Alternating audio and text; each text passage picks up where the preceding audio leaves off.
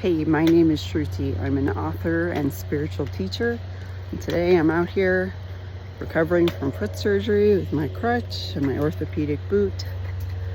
And I am rocking the hat and the fan today because it's sunny and 80 degrees. And it's only a certain amount of time I can be out here because of my heat condition that gets dramatically worse in the heat and the sun. So protect it as much as I can be, and then I'll go back inside. So today I'm reflecting, looking back at the first time I tried to share my message.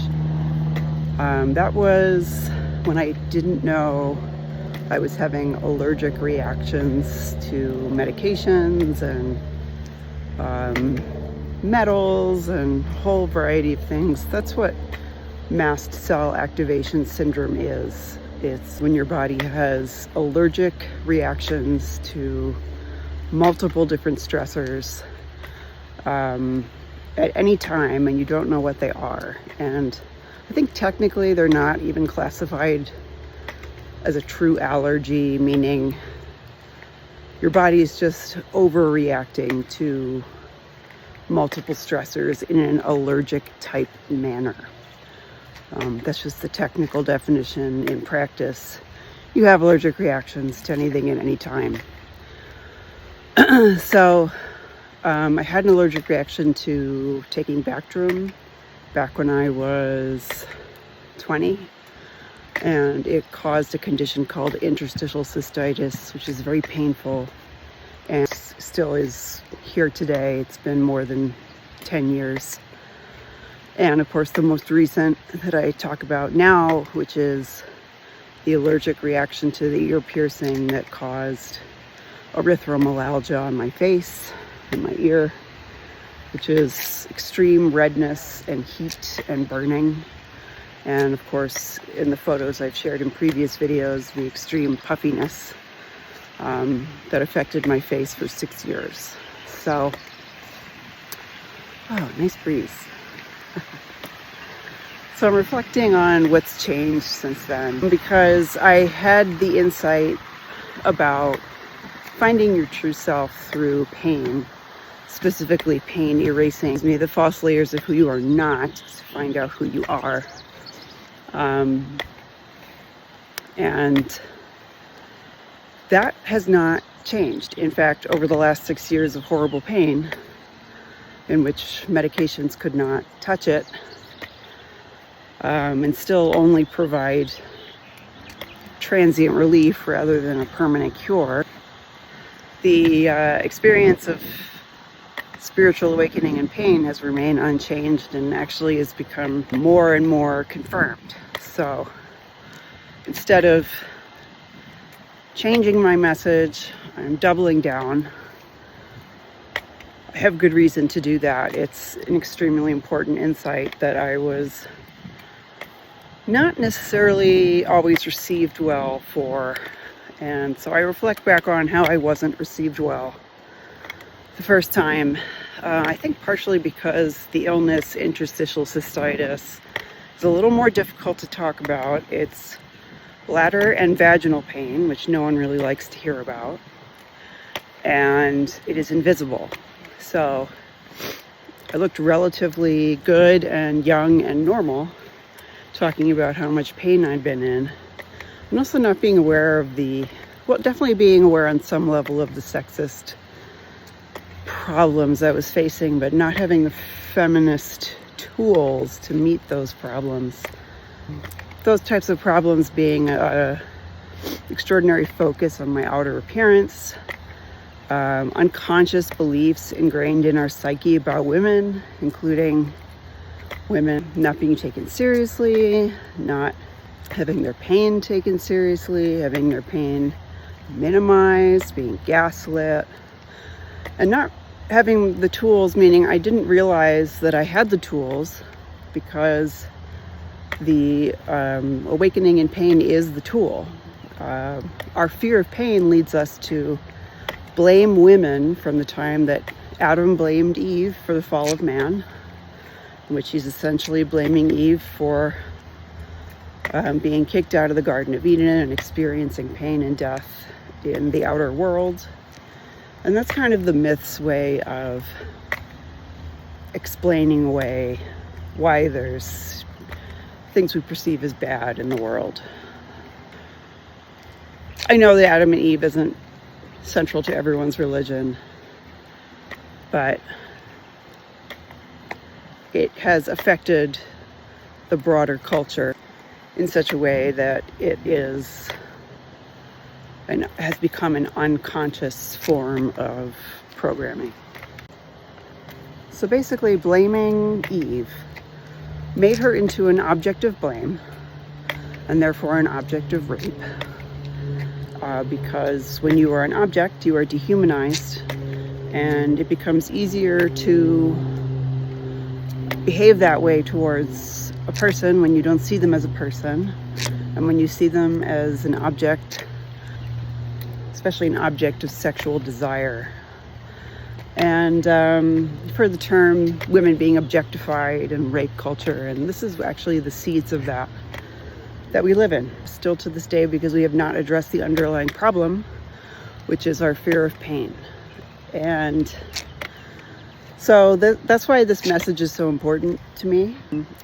I also think it can help people face pain better. We're never going to like pain, that's the point of it, but it does point us back to the truth of ourselves, which is inner peace. It is strength, and it is also a deep sense of not just faith in God, but presence of God. And this is the God that doesn't have a gender, that is formless and lives inside as well as outside. Everything, that's all God right there. All that. All God. Every person you meet. It's also all yourself. Self with a capital S. The self that is not personal, doesn't have an ego, and is energetic consciousness.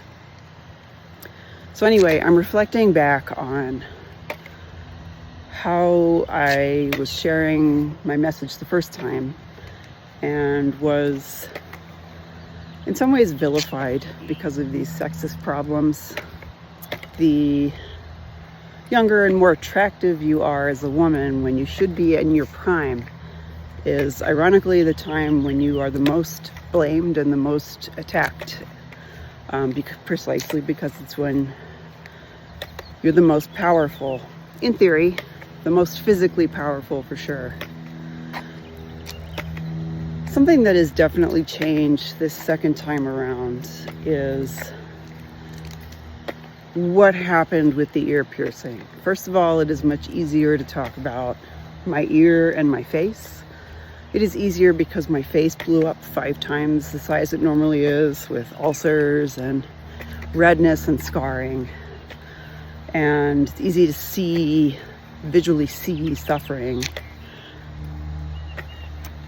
And it's easy to talk about the transformation of my ear and face. But it would be a crime to say that somehow something in my message deeply changed because of this. The message is the same. My awareness is the same. My truth is the same. The core of my personality has not changed. And I'm basically just back here sharing the same thing with a whole bunch of feminist insight heaped on top of it. And it does make it a little bit harder to vilify me, which is great. By that I mean, in the images, I'm certainly not an attractive young woman. I am a scarred, older woman.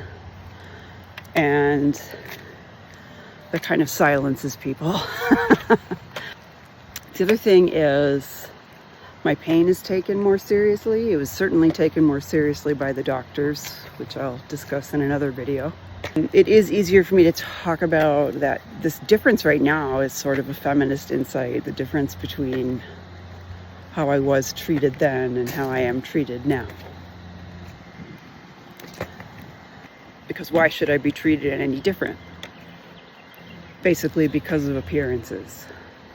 It's also much more difficult to attack someone who is visibly suffering than someone who is invisibly suffering, which is too bad, because there are a lot of people with invisible chronic illness, especially a lot of women who are invisibly suffering. It actually also reminds me of rape victims who are often very attractive young women and are vilified for speaking up, and they don't look like they've suffered necessarily.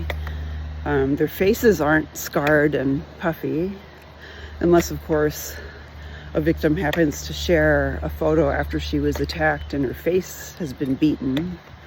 Those are instances where I think women are believed, but there are so many instances where women's appearances aren't affected, and yet they've been horribly scarred and are in fact in physical and emotional pain, and one that's really not easy to talk about. And so not surprisingly, still in society, women are told they're liars, they are told they brought it upon themselves. They're basically blamed for their own rape, which sounds horrific, but it happens every day. So yes, it is horrific. And that's kind of what that reminds me of in my situation, especially being the type of pain I was trying to communicate and how it wasn't being treated properly. And in fact, now with the ear piercing, I was finally put on medication that I would never have been put on for interstitial cystitis. That is an immune modulating medication that in 10 years was the only thing that brought me any kind of pain relief. And that's only because I'm on it for my ear, and I'm only on it for my ear because I'm on it for eczema. What I'm trying to say is these medications are not approved. They're very expensive. They are somewhat compromising to your health because of your immune system, and doctors don't like to put you on it unless they're convinced you're in serious pain or your blood work shows signs. And without those things, without a condition that's approved, without visible suffering, without markers in your blood work or whatever, markers that they can measure for pain, which don't really work, by the way. They're not really true, because you can have the conditions and have no markers in your blood work, like me. But when the condition is finally on your face, it's a little hard to ignore. So what I'm saying is the only reason that I'm not in pain anymore is because of the images of my face. And of course, when I was seeing doctors in real time, they weren't images, that was actually my face. And I had to show images of my previous healthy face for them to get exactly how bad it was. What I'm trying to say is there is a marked difference this time in treatment, despite the fact that I feel like I'm communicating pretty much the same truth as I always have.